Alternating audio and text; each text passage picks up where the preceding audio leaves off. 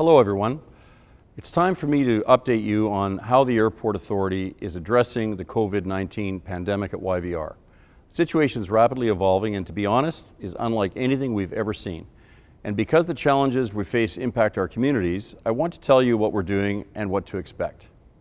First, we want to thank the many people at our airport and our hospitals and around the world who are working tirelessly on the front lines of this unprecedented crisis.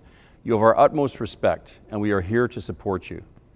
COVID-19 has impacted every aspect of our lives, whether it's a change at work, or even a layoff, a sick friend or a family member, or through our working together to prevent its spread. No person or industry has been spared, and this is very apparent with global aviation, which is facing a crisis that surpasses 9/11, SARS, and the global economic downturn in terms of longevity, depth, and human cost. It's the biggest challenge YVR has faced. And because we are an economic engine for the region, the impacts have been far-reaching. Before the crisis, we experienced a decade of record growth, supporting over 26,000 jobs here on Sea Island and over 100,000 across BC. These numbers are dropping dramatically. We now expect more than 50% of our airport workforce will be laid off, and the effect on our economy will be immense. I don't take these numbers lightly because I know the value that each person brings to YVR. Losing your job during such an uncertain time, even if it's temporary, can be overwhelming.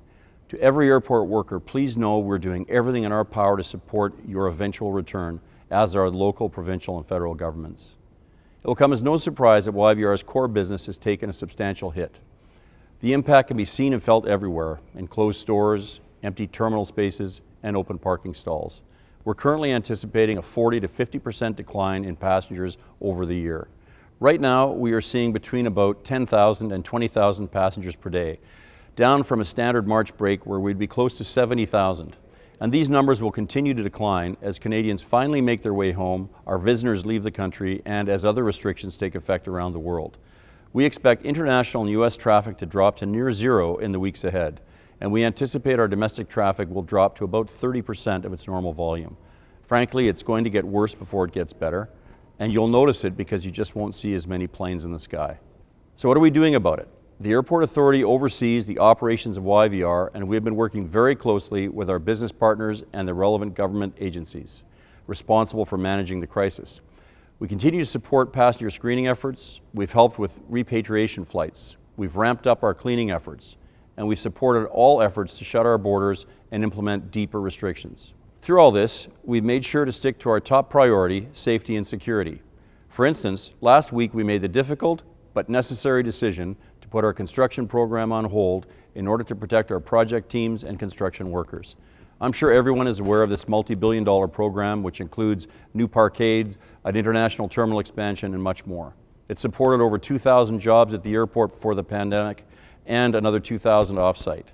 We've always had a focus on planning decades out and building responsibly, but it's difficult to know exactly when we'll be ready to restart some of these projects, given all the uncertainty. From a financial perspective, we have many levers available to help us weather the storm, including a flexible budget that can rapidly respond to the changing situation. Our top priority is to ensure we have sufficient cash for our operations, and we're looking at how we can work with our government partners to ease costs, seeking rent relief and other options.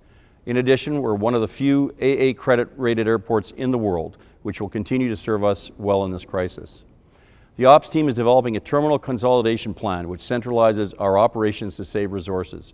We just completed the first phase, shutting down 11% of the terminal. If necessary, we can shrink to just 42% of our terminal and 15% of our standard operations. And we are doing everything we can to protect Airport Authority jobs because we have an amazing, highly skilled team that will be needed for the recovery. I know our team will do whatever is necessary to see YVR through the crisis, so we owe it to them to do whatever is necessary to keep them on. To help, we are consolidating resources, we're redeploying individuals into key roles, and we have suspended hiring. Only critically needed roles will be considered for the foreseeable future. To every one of you at the Airport Authority, my deepest thanks for your teamwork, your resilience, your flexibility, your good humor, most importantly, your dedication during this difficult time. We're playing an essential role in managing this crisis, getting our fellow Canadians home, and keeping our community safe. While we're greatly scaling down operations, I want to assure you that the airport will remain open. We're critical for supply chains, moving essential goods like food and medicine. We're also committed to helping people return home. To be clear, Even if passenger flights stopped altogether, we would remain open as a critical hub to facilitate the transfer of goods and the movement of key personnel. We do this because at the end of the day, we're here to help. Our concern for Canadians takes precedence over any airport issue. I would also be remiss if I didn't acknowledge the extreme challenges being faced by Air Canada, WestJet, and our other airline partners, as well as our business, government, and industry partners, who have all been affected by this downturn. We'll work diligently to support the return of our vibrant and critical industry. I will personally do everything I can to help.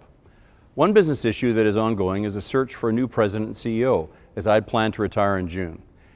In the event there is a delay in a new CEO being brought on, the board asked, and I have agreed, to stay on temporarily as required. It's the right thing to do, and it's the least I can do. While I agree it can be hard to picture good news in a time like this, I take heart in the fact that this crisis has shown us what really matters. It's greatly uplifting to know that when faced with a significant global threat, we can come together and help each other. And that's why I know we'll get through COVID-19 and that better times are ahead. Thank you to our employees and partners for making this such a great airport, and thank you to everyone for doing your part. Stay safe.